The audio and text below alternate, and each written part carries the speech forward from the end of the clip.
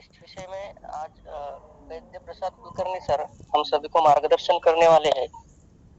मैं सर को विनंती करता हूँ कि सर शुरुआत करें। धन्यवाद।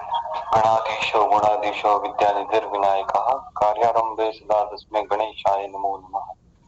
तो हमने पिछली बार शोच के जो दो निदान थे, साहस शोष और वेग संधारण शोष, इनकी संप्रप्ति देखी थी। इनसे शोष किस प्रकार से उत्पन्न हो सकता है, इस बारे में हमने चिंतन किया था। अब इसके आगे चरक निदान स्थान का जो छठा अध्याय है, पेज नंबर 220, श्लोक क्रमांक 8, इसमें दो उपश्लोक है, उपश्लोक क्रमांक 1 और 2। उपश्लोक जो 1 है वो अभी क्षयज जो शोष है उसके बारे में विवेचन करता है। तो क्षयज शोष दो प्रकार से हो सकता है, ऐसा आचार्यों का कहना है। एक क्षय यानी शुक्र क्षयज, ये तो हम सभी जानते हैं कि शुक्र धातु का अतिरिक्त क्षय होने से होने वाला शोष। लेकिन ये जो ऊपर अभी पहला उपश्लोक जो है उसमें जो दिया हुआ शोष है वो ज्यादा क्लिनिकली भी इंपॉर्टेंट है। वो है हृदयस्थ रस धातु का क्षय होने से उत्पन्न होने वाला क्षयज शोष। तो संप्राप्ति किस प्रकार से हो सकती है इसका विवरण अभी यहाँ पे दिया है, वो हम पढ़ेंगे अभी। क्षयाः शोषस्य आयतनम् इति यद् युक्तं तद् अनुव्याख्यास्यामः। यदा पुरुषो अतिमात्रं शोक चिंता परिगत हृदयो भवति। उन्होंने लिखा है यदा पुरुषो, जब कोई भी मनुष्य, यदा पुरुषो अतिमात्रम शोक चिंता परिगतम, अतिमात्रम शोक चिंता परिगत हृदयम, अतिरिक्त एक्सेसिव शोक और चिंता से जब उसका हृदय व्याप्त होता है। हम किसकी पैथोलॉजी पढ़ रहे हैं? हम हृदयस्थ रस धातु के क्षय से उत्पन्न होने वाले शोष की पैथोलॉजी पढ़ रहे हैं। और उसका हेतु प्रधानभूत उन्होंने कौन सा दिया है? शोक चिंता परिगत हृदय। मानस भाव इनमरेबल है, बहुत साध्य है। ईर्ष्या है, भय है, क्रोध है, लेकिन इन सब भावों में शोक और चिंता हृदयस्थ रस धातु का क्षय करने के लिए ज्यादा कारणीभूत है। क्लिनिकल प्रैक्टिस में भी हृदय विकृति जन्य अगर कोई अवस्था उत्पन्न हो जाती है, हृदय विकार की, हृदरोग की भी कोई अवस्था अगर उत्पन्न हो जाती है, तो हमको मानस भावों का परीक्षण करना आवश्यक है। और उन मानस भावों में भी शोक चिंता परिगत हृदय। इसलिए सवाल कभी कभी उत्पन्न होता है, अन्य मानस भाव भी है, लेकिन आचार्यों ने इस वाक्य से इसका शुरुआत क्यों की, इन भावों से इनकी शुरुआत क्यों की? शोक चिंता परिगत हृदय।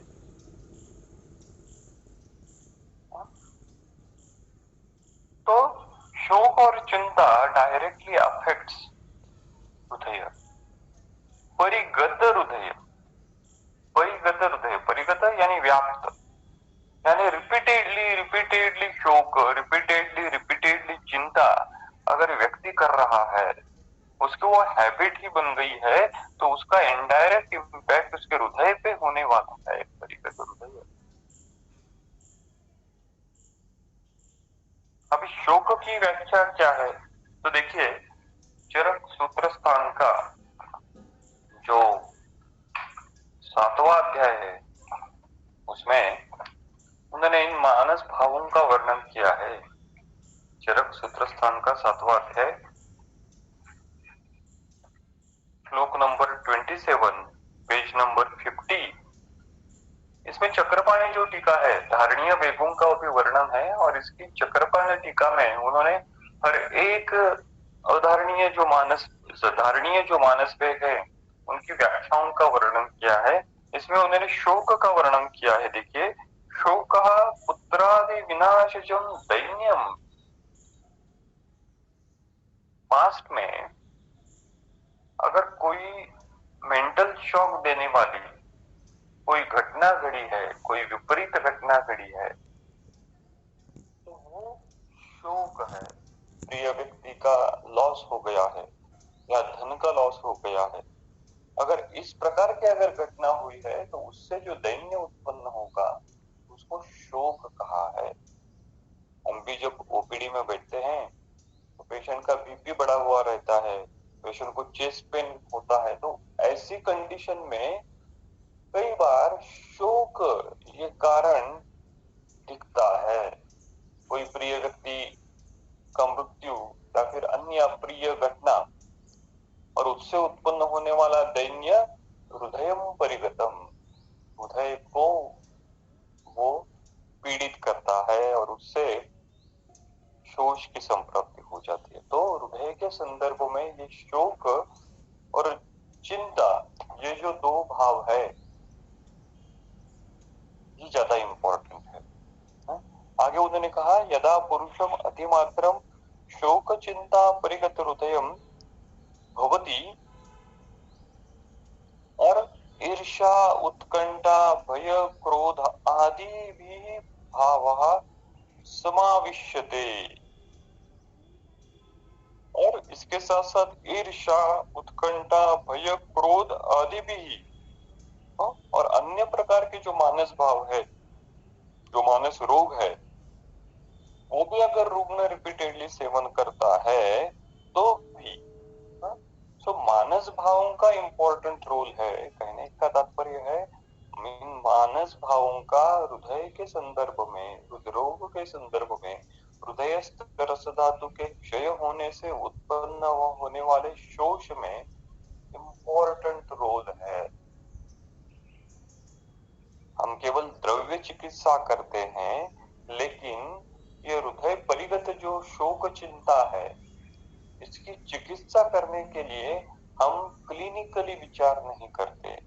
इतना हम विचार नहीं करते कि ये जो शोक चिंता परिगत हृदय है तो उसके लिए हम किस प्रकार से हमारे रुग्ण को सलाह दे सकते हैं या उसके लिए हम अद्रव्य चिकित्सा किस प्रकार से कर सकते हैं। तो जब हम हृदरोग के रुग्णों से मिलेंगे, हृदरोग के रुग्णों से डील करेंगे, हालांकि हृदरोग का केवल हृदय की विकृति इस प्रकार से अर्थ नहीं लेना है। आज की परिभाषा में जो हाइपरटेंशन के रुग्ण मिलते हैं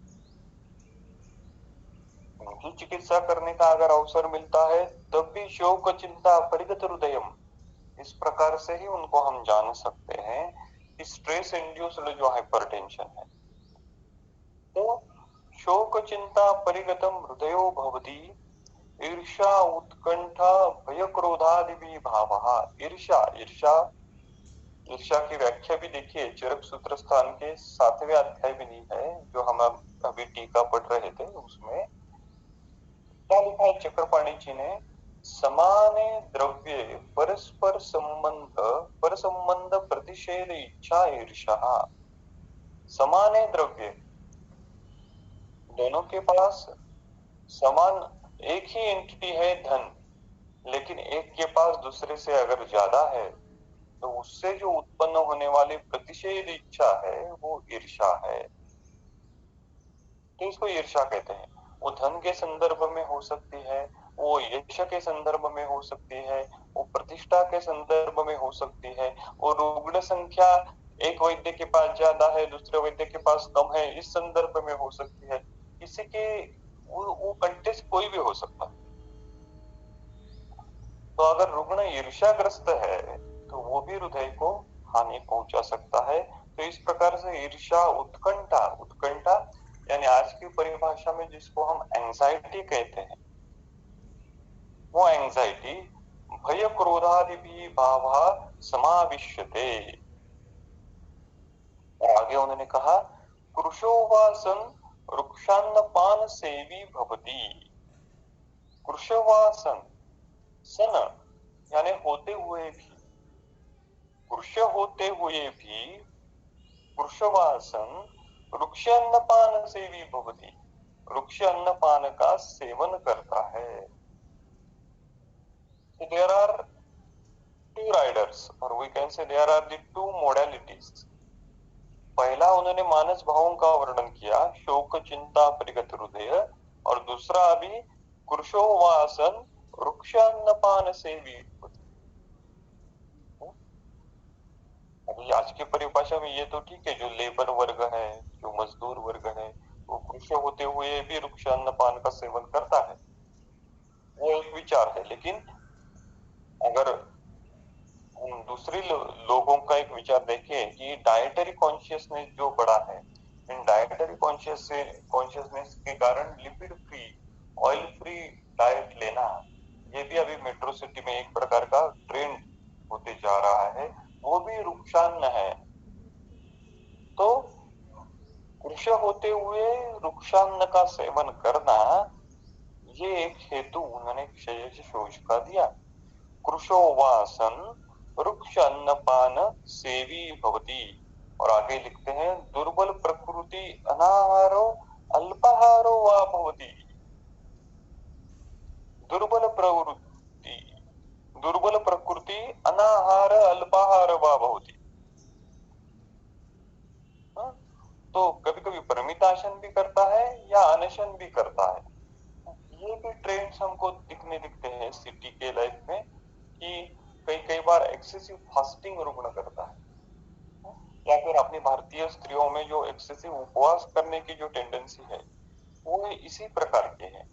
अनाहारो अल्पाहारो वा भवति, ऐसा अगर वो करता है तो क्या होता है, तथा तस्य हृदय स्थायी रसः क्षयम् उपैति।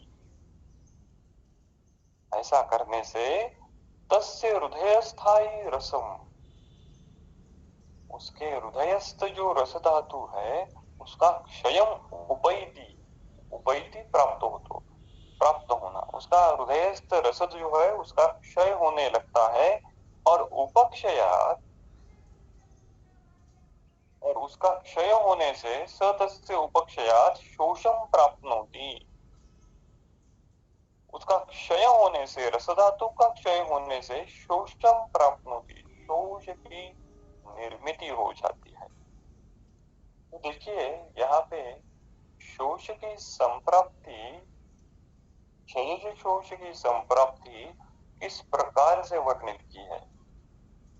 पुरुष है वो अगर शोक चिंता भय ईर्ष्या क्रोध इन भावों से पीड़ित है, और साथ ही कृश होते हुए उसने वृक्षान्नपान का सेवन किया या फिर अनाहार अल्पाहार का सेवन किया, तो इन दोनों वेरिएबल्स का परिणाम हृदय पे होते हुए, हृदय पे होने से हृदयस्थ रस धातु का क्षय होने लगा, और उससे आगे जाके शोष की निर्मिति हुई।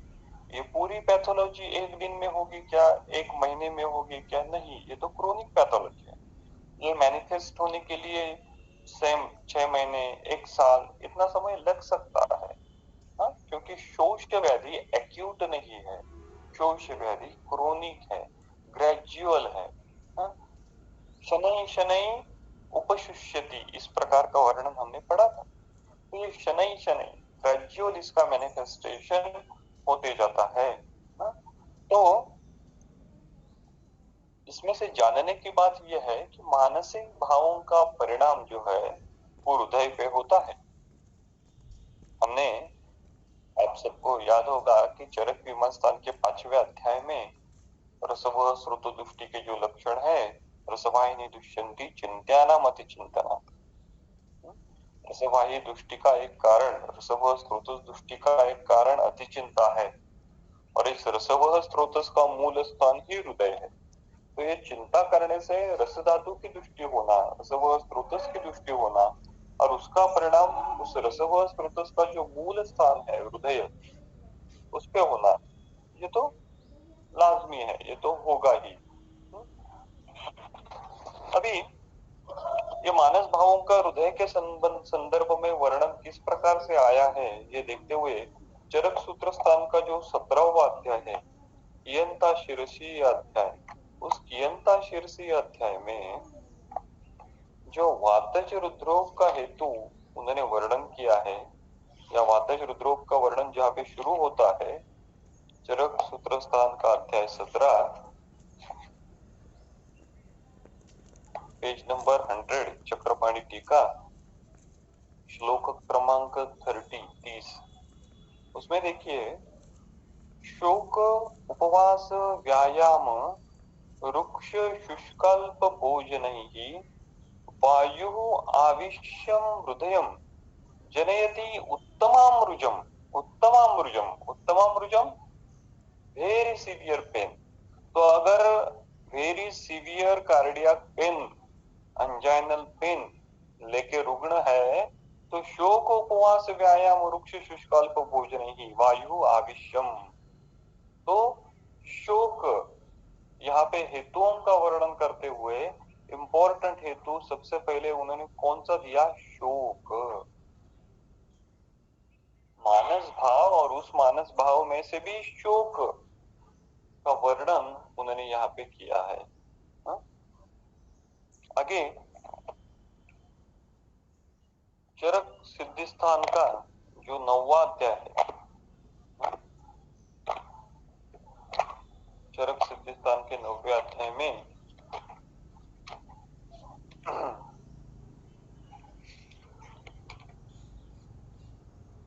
पेज नंबर 717, श्लोक क्रमांक 6, उस पर हृदय अभिहते अगर होता है तो उससे किस प्रकार के लक्षणों की निर्मिति होती है उसका वर्णन किया है। तत्र हृदय अभिहते कास श्वास बलक्षय कंठ शोष क्लोमाकर्षण जिह्वा निर्गमन मुखतालु शोष अपस्मार उन्माद प्रलाप चित्त नाशादया। तो हृदय अभिघात में चित्तनाश है। तो कहने का तात्पर्य है कि मानस दोष हृदय को विकृत कर सकते हैं, और हृदय अभिघात से भी चित्तनाश हो सकता है, क्योंकि हृदय ये चेतना स्थान है। चेतना जो है, चित्त जो है, वो हृदय से संबंधित होता है। मन कहाँ पे होता है? हृदयस्थ होता है। देखिए, चरक शारीर स्थान का जो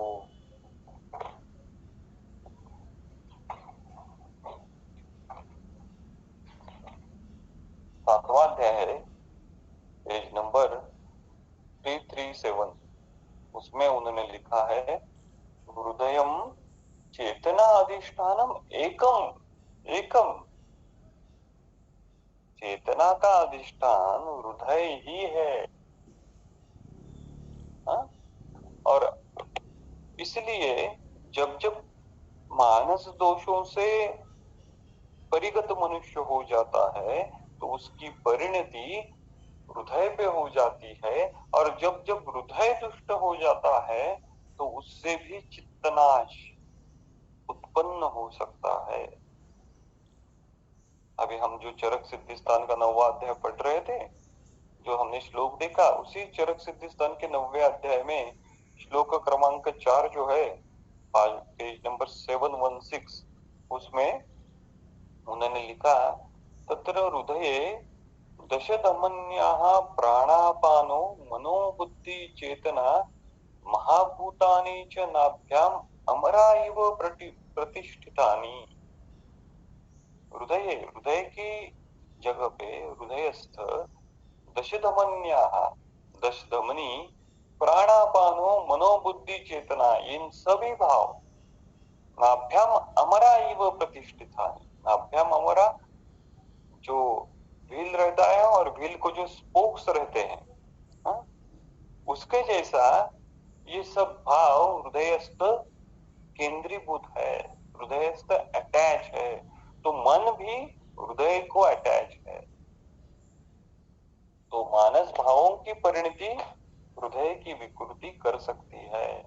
तो हृदरोग की चिकित्सा करते समय आपके पास पेशेंट कोई भी प्रकार का आएगा, वो कंजेस्टिव कार्डियक फेल्यूर लेके आएगा और आपको कहेगा डॉक्टर साहब मैं अभी डाइटोर ले रहा हूँ, मैं अभी अन्य अन्य प्रकार की चिकित्सा ले रहा हूँ, लेकिन फिर भी मुझको शोध कम नहीं हुआ है, मेरा इजेक्शन फ्रैक्शन कम नहीं, जो बढ़ता है बढ़ना चाहिए वो नहीं बढ़ा है। तो ऐसे रुग्ण की अगर आप चिकित्सा कर रहे हो या फिर अन्य अन्य हृदरोग के प्रकार, तो ऐसी अवस्था अगर आपके पास आती है तो उस रुग्ण में आपको इस शोक चिंता परिगत हृदय की भी चिकित्सा करना आवश्यक है, इन मानस भावों की भी चिकित्सा करना आवश्यक है। और देखिए जो ओरिजिनल निदान का श्लोक है, तदा तस्य हृदय स्थायी रसः क्षयम् उपैति स तस्य उपक्षयात् शोषम प्राप्नोति। और आगे वो लिखते हैं अप्रतिकाराश्च अनुबद्धते यक्ष्मणा, ये बहुत इंपॉर्टेंट है। अप्रतिकाराच्च यक्ष्मणा अनुबध्यते,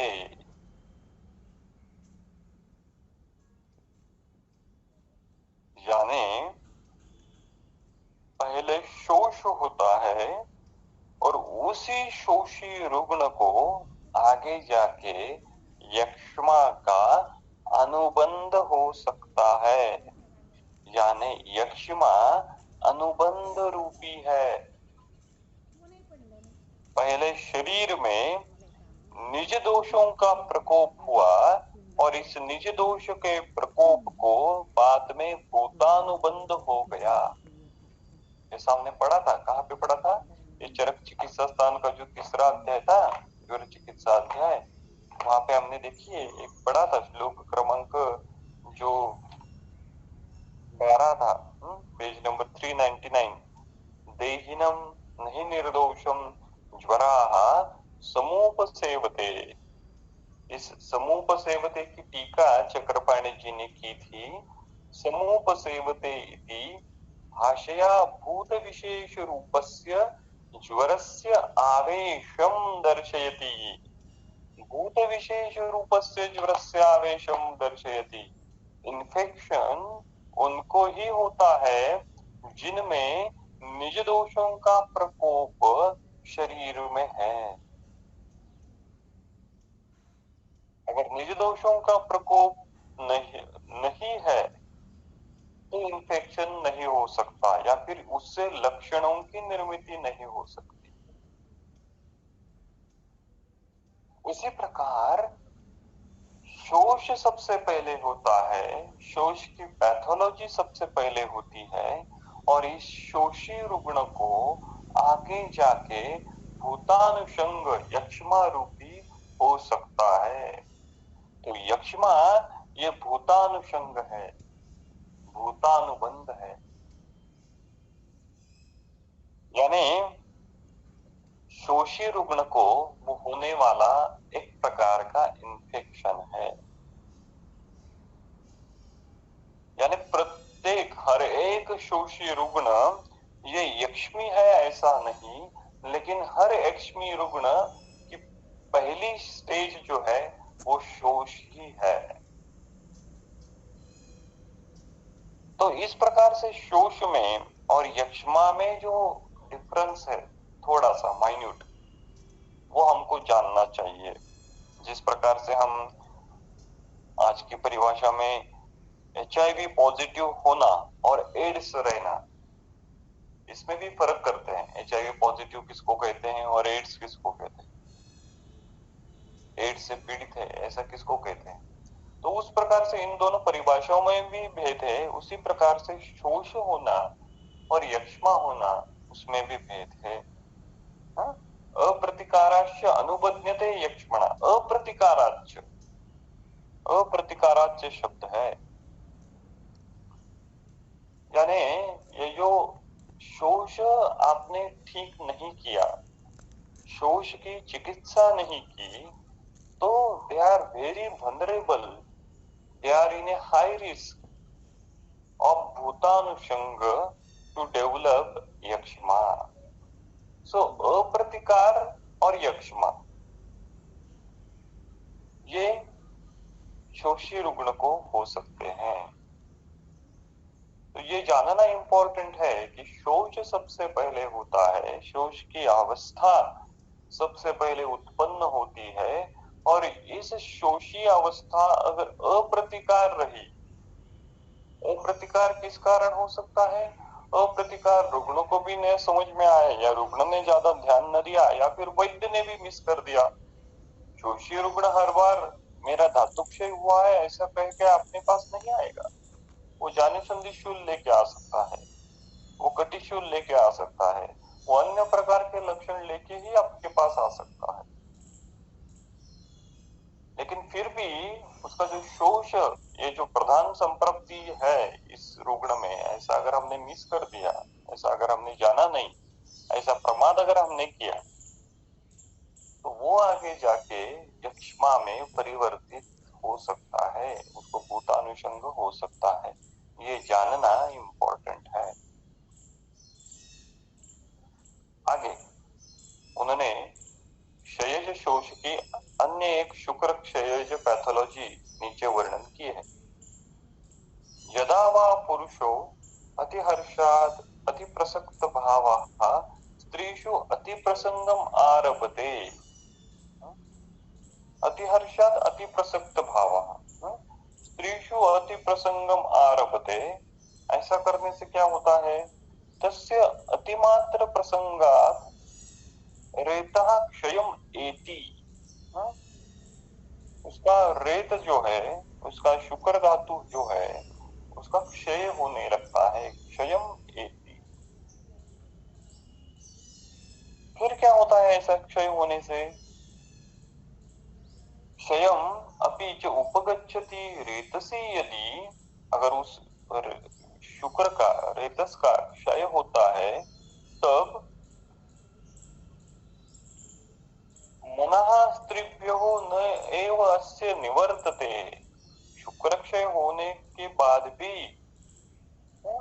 वो फिर से इंडल्ज अगर सेक्सुअल एक्टिविटी में इन्वॉल्व होता है, तो तस्य च अतिप्रणीत संकल्पस्य मैथुनम आपद्यमानस्य न शुक्रम प्रवर्तते अतिमात्र उपक्षीण रेतसत्वात्। तो अगर शुक्र क्षीण अवस्था है, और शुक्र क्षीण अवस्था में भी अगर रुग्ण बार बार सेक्सुअल एक्टिविटी में इंडल्ज हो रहा है, तो शुक्र क्षीण है, शरीर उत्पन्न ही नहीं कर रहा है, तो ऐसी अवस्था में वो अतिमात्र उपक्षीण रेतसाम शुक्रस्य न प्रवर्तते, शुक्र का प्रवर्तन नहीं होता।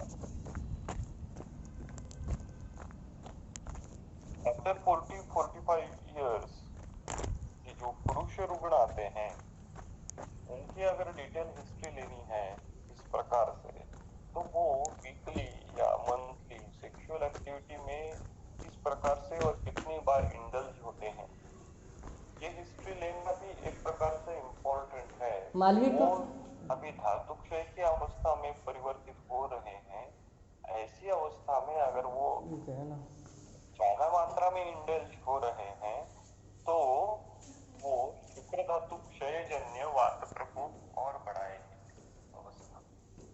तो वो भी हेतु वैद्य ने रुग्ण को विश्वास में लेते हुए उसके बारे में भी सोचना चाहिए।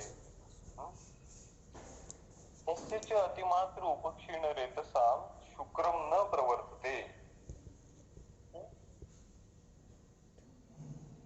तथा अस्य वायुः व्यायुष्यमान शरीरस्यैव धमनी अनुप्रविश्य शोणितवाहिनी ताभ्यः शोणितं प्रचावयति। क्या होता है? तथा वायु व्यायुष्यमान शरीरस्य, व्यायुष्यमान शरीरस्य यानी क्या? मैथुन करने वाले उस शरीर में, तथा वायु जो मैथुन करने वाला शरीर है, उस शरीर में वायु क्या करता है? अस्य शोणित वाहिनी धमनी एव अनुप्रविश्य,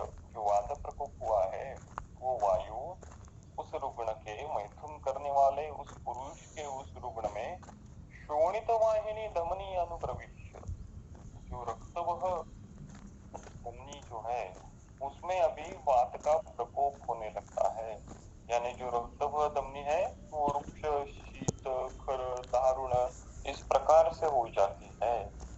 ऐसा होने के बाद क्या होता है, तत्शुक्र तत्शुक्रक्षयात् अस्य पुनः शुक्रमार्गेण शोणितं प्रवर्तते वातानुसृतलिंगम।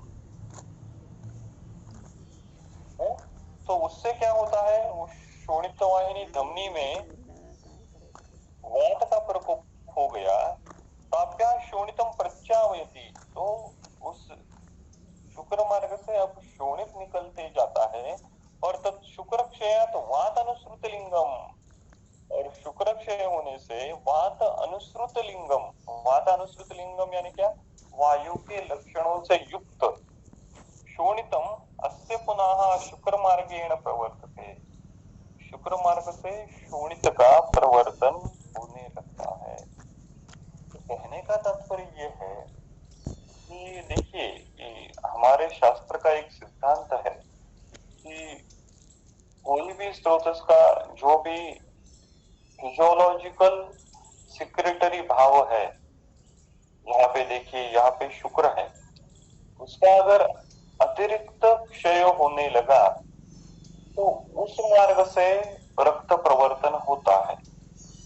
जैसे अभी यहाँ पे शुक्र क्षय होने लगा है, शुक्र की निर्मिति ही नहीं हो रही है, तो जो वहां पे सम्मिलित होने वाला वायु है वो उस स्रोतस के जो वॉल है या फिर वहां पे जो धमनी है उससे रक्त को निकालते हुए शरीर के बाहर निकलता है।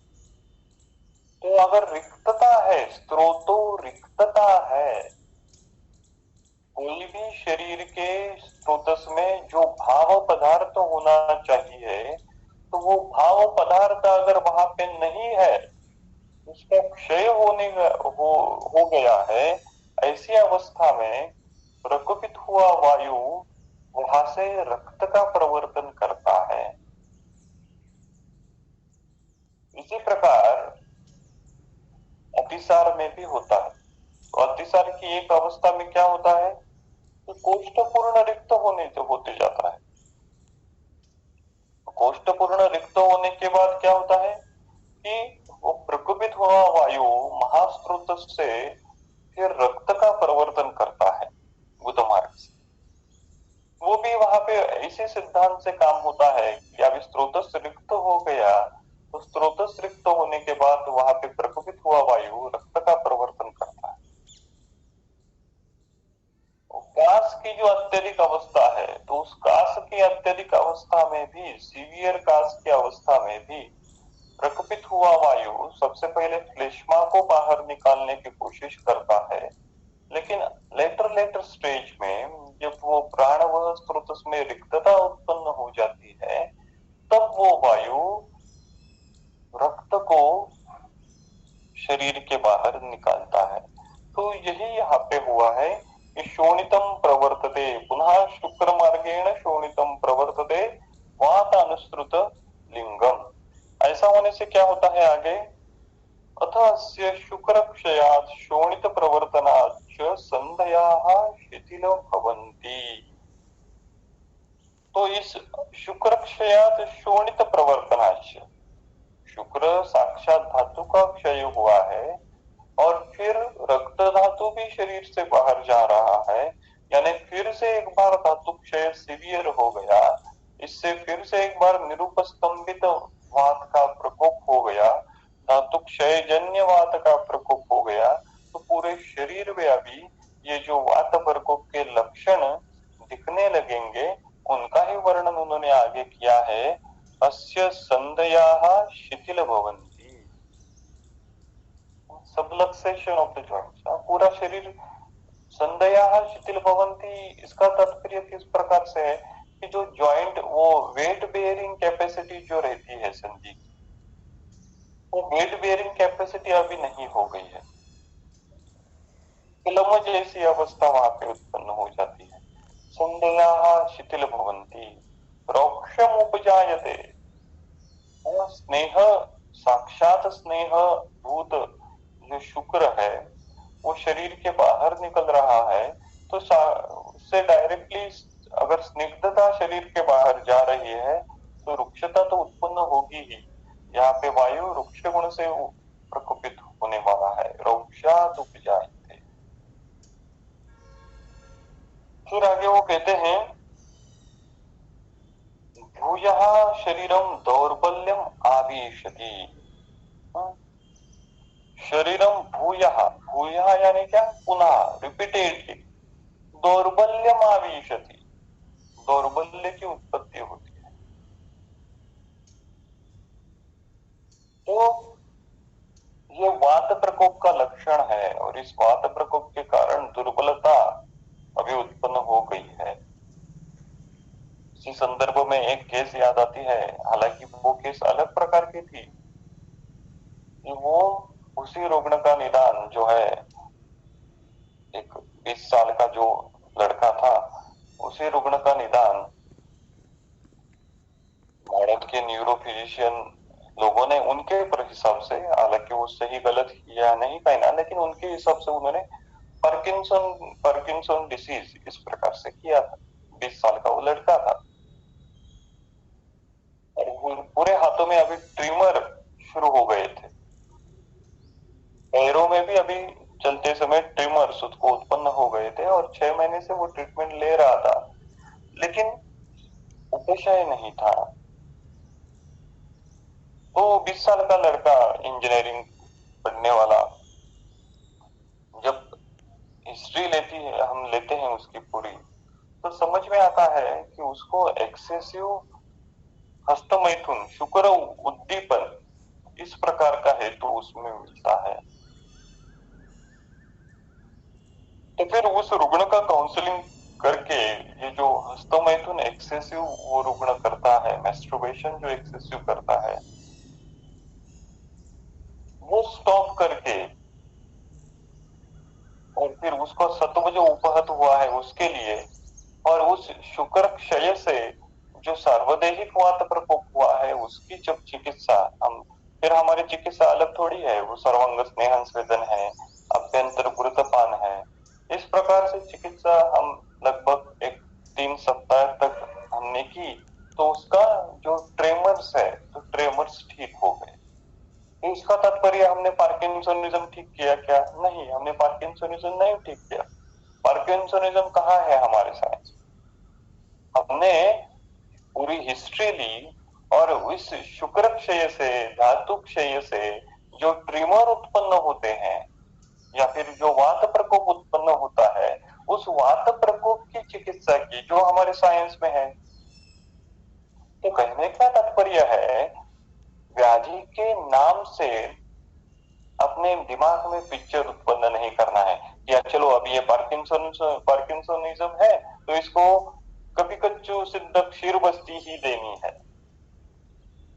जरूरी नहीं, हर एक रुग्ण अलग अलग पैथोलॉजी लेके आपके पास प्रेजेंट हो सकता है। इसलिए वो कहते हैं, क्या कहते हैं, भूयः शरीरम दौर्बल्यम आविशति, वायु प्रकोपम आपद्यते। इस प्रकार से वायु का प्रकोप हो जाता है और प्रकोपितो वशिकम शरीरम अनुसर्पन उदीर्य श्लेष्मो पित्ते परिशोषयति मांस सोनिते। और फिर वो प्रकोपित होने वाला वायु, प्रकोपिता सह क्या करता है, वशिकम शरीरम, वशिकम शरीरम,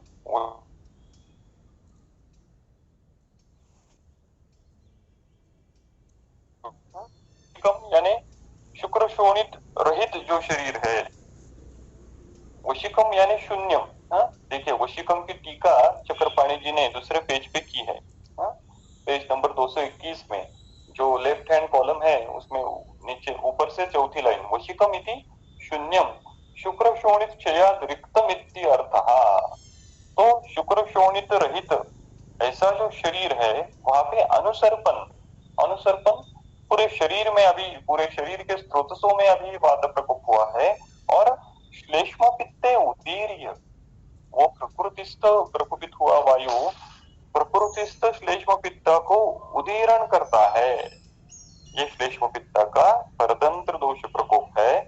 और मांस शोणिते शोषयति, मांस और शोणित इनका शोषण करता है। ये बहुत ही इंपॉर्टेंट है। और इससे अभी धातु क्षय, शोष क्षय, वेस्टिंग, इस प्रकार की कंडीशन उत्पन्न हो जाती है। मांस शोणिते शोषयति, अगर पूरे शरीर में वात प्रकोप हो गया तो पूरे शरीरस्थ जो आप महाभूत है, उस आप महाभूत का भी शोषण होने लगता है सार्वदेहिक रुक्षता के कारण। इसलिए आप महाभूत प्रधान जो जो भाव घटक है वो पूरे अभी डिप्लीशन में चले जाते हैं, उनका क्षय होने लगता है। मांस जो है वो आप प्रधान है, शोणित जो है वो आप प्रधान है, मेद जो है वो आप प्रधान है, वसा जो है वो आप प्रधान है। शरीरस्थ जो जो आप महाभूत प्रधान भाव घटक है वो इस रुक्षता के कारण अभी कम कम होते जाते हैं, उपशोषण उनका होने लगता है। प्रज्ञावयति श्लेष्म पित्ते, श्लेष्म पित्ते प्रज्ञावयति, संरुजति पार्श्वे, पार्श्व में पीड़ा उत्पन्न करता है वो प्रकोपित होने वाला वायु।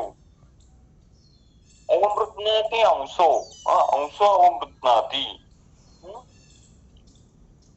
कंठम उद्ध्वंसति,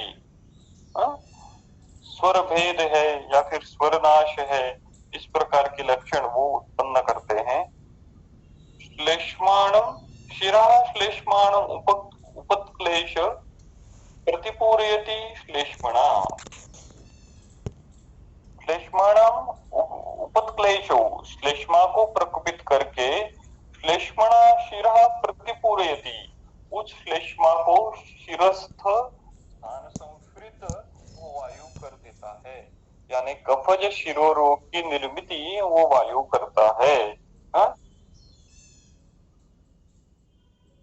संदेश्य प्रपीडयन करोति अंगमर्द अरोचक अविपाको च, पित्त श्लेष्म उत्क्लेशात् प्रतिलोम गतत्वाश्च वायुः, ज्वर कास श्वास स्वर भेद प्रतिशायम च उपजनयति, और इस पित्त और श्लेष्मा के प्रकोपन से वायु ज्वर कास श्वास स्वर भेद प्रतिशाय इस प्रकार के लक्षण उत्पन्न करता है। तो कहने का तात्पर्य है पेशेंट हमारे पास शायद इसी कार्डिनल लक्षण लेके हमारे पास आ सकता है कि उसको ज्वर है, उसको पार्श्व पीड़ा है, उसको कास है, जीर्ण प्रतिशाय है, तो उसका निदान शायद क्षय शोष इस प्रकार से हो सकता है।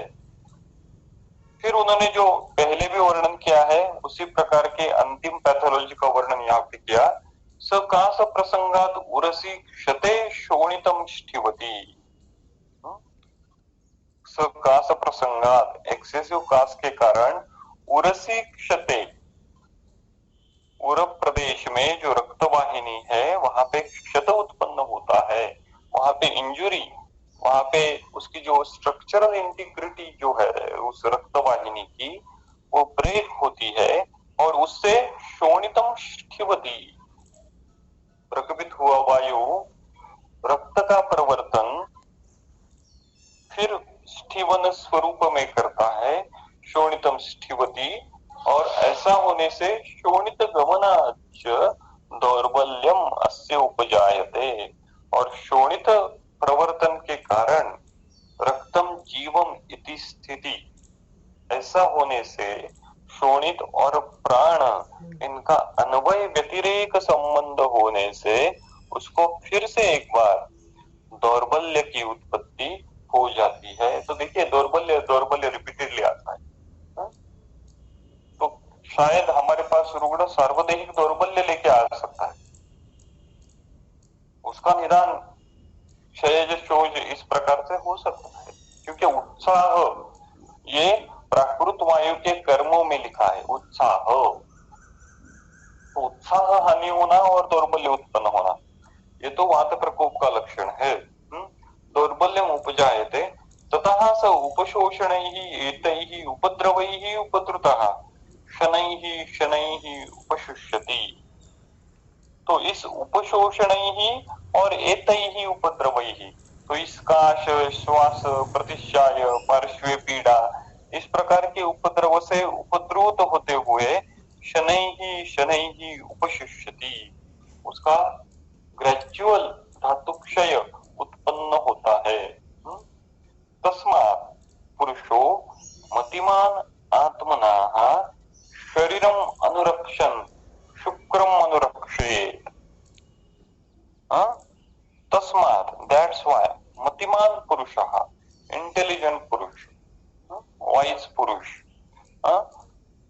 जो अपने हित जानता है, ऐसा पुरुष, आत्मनाः शरीरम अनुरक्षण, आत्मनाः खुद के शरीर को अनुरक्षण, अनुरक्षा करते हुए, शुक्रम अनुरक्षेत, शुक्र की रक्षा करे। क्यों करे? परा ही एषः फल निवृत्ति आहारस्य इति। क्यों करे? ही यानी क्योंकि, एषा आहारस्य परा फल निवृत्ति इति, क्योंकि ये जो शुक्र है वो आहारस्य परा फल निवृत्ति, आहार का परम धाम है, आहार का फाइनल डेस्टिनेशन है। आहार हम जो लेते हैं उसका सबसे सब्टल, सबसे माइन्यूट, सबसे सूक्ष्म परिवर्तित होने वाला अंतिम जो स्वरूप है वो शुक्र है। दैट्स व्हाई ही एषः आहारस्य परा फल निवृत्ति इति। तो ये हमारी पैथोलॉजी, ये हमारी सोच है, कि ये हमारा विचार है कि शायद ये कन्वेंशनल मॉडर्न साइंस या फिर कन्वेंशनल जो अभी इस्टेब्लिश्ड विचार है उससे अलग हो सकता है, लेकिन आयुर्वेदीय दृष्टिकोण से शुक्र की रक्षा करना इम्पोर्टेंट है। शुक्र एक्सेसिवली शरीर से बाहर जाना ये धातु क्षय का कारण है, इसीलिए ही एषा आहारस्य परा फल निवृत्ति। और नीचे वो कहते हैं भवती च अत्र आहारस्य परम धामम शुक्रम तद रक्षम आत्मनाः क्षयो हि यस्य बहुन रोगान मरणम मान यच्छति। तो ऊपर दिया हुआ जो श्लोक है ही एषा आहारस्य परा फल निवृत्ति इति, उसकी ही कंटिन्यूटी में उन्होंने कहा शुक्रम आहारस्य परम धामम, केवल धाम नहीं, परम धाम, वो उत्कृष्ट फल है आहार का, परम धामम। इसलिए आत्मनाम तत्रक्षम, आत्मनम खुद ने उसकी रक्षा की करनी चाहिए। आत्मनम तत्रक्षम ही अस्य क्षय, कारण ही यानी क्यों, क्योंकि इसका क्षय होने से अस्य क्षय बहुरोगान मरणमान यच्छति, बहुरोगान, उसका क्षय होने से n नंबर ऑफ डिसीजेस हो सकते हैं, मरणमान यच्छति। मरणम तो ठीक है, वो तो बहुत ही सीवियर कंडीशन उत्पन्न हो जाएगी, लेकिन बहुरोगान, वो शुक्र क्षय से ये जो सार्वदेहिक वात प्रकोप उत्पन्न होगा, वो सार्वदेहिक वात प्रकोप क्या क्या करेगा, कौन से लक्षण निर्माण करेगा, या फिर आज की परिभाषा में कौन से सिंड्रोम उत्पन्न करेगा, हम कह नहीं सकते। That's why it is very important, according to Ayurveda, आत्मना तत्रक्षम, उसकी रक्षा करनी चाहिए, क्योंकि वो आहार से परम धाम है। तो इसका और एक विचार अगर हम करते हैं, तो शुक्र की हम चिकित्सा जब करते हैं,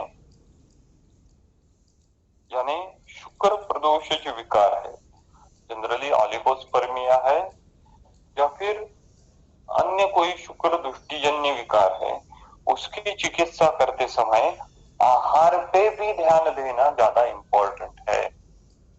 केवल शुक्र बढ़ाने वाले, शुक्र की संख्यात्मक वृद्धि करने वाले केवल दवाइयां देना, ये पूर्ण विचार नहीं होगा। वो रुग्ण आहार किस प्रकार से ले रहा है, क्योंकि वो आहार अच्छा होना वो आहार का पचन अच्छा होना और फाइनली उससे अंतिमतः परम धाम जो है शुक्र, उसकी निर्मिति अंतिम होना, ये इम्पोर्टेंट है। तो शुक्र प्रदोषज विकारों की चिकित्सा करते समय जो हम आगे योनि व्यापक चिकित्सा में पढ़ेंगे तो ये विचार फिर से आएगा। लेकिन यहाँ के इस कंटेक्स्ट में कि शुक्र प्रदोष विकारों की चिकित्सा करते समय आहार किस प्रकार का रुग्ण ले रहा है, उस आहार की भी चिकित्सा करना, सम्यक आहार रुग्ण को देना, और वो आहार अच्छी तरीके से पचन हो रहा है या नहीं, यानी अग्नि की रक्षा या अग्नि की चिकित्सा करना, और अंतिमतः शुक्र वृद्धि कर दवाई देना, इन 3 स्टेप का भी विचार वहां पे करना इम्पोर्टेंट है। तो यहाँ पे हमने क्षयज जो शोष है वो क्षयज शोष देखा। इसके आगे का जो विषमाशन जन्य शोष है वो हम अगली बार देखेंगे। यहाँ पे अभी रुकते हैं। धन्यवाद।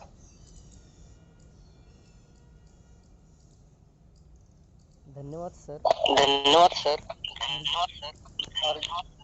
और और ज्वाइन करने के लिए सभी को धन्यवाद।